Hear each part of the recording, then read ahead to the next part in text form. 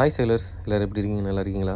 இன்றைக்கி நான் இந்த வீடியோவில் காமிக்க போகிறது விண்ட் மில் தான். இது சைனாவில் தான் அங்கே பண்ணியிருக்காங்க.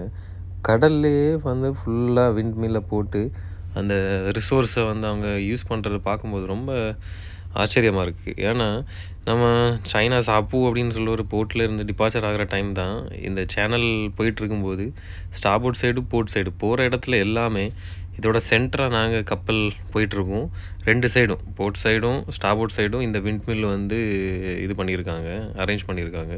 கடல்லே அவங்களுக்கு ரிசோர்ஸ் எவ்வளோ தான் யூஸ் பண்ண முடியுமோ சைனாக்காரன் எல்லாத்தையுமே யூஸ் பண்ணுறான். இன்னொரு வீடியோவில் நான் அவங்க கடலில் மீன் வளர்த்துற அந்த இதை நான் உங்களுக்கு காமிக்கிறேன்.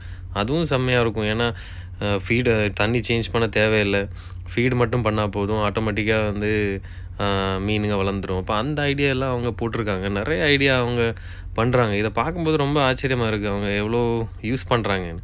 ஆனால் நம்மளும் இருக்குமே அந்த அளவுக்கு ஒன்றும் யூஸ் பண்ணாமல் இல்லைன்னு சொல்லிகிட்டு இருக்கிறோமே தவிர அதை அந்த ரிசோர்ஸை யூஸ் பண்ணுறது கிடையாது.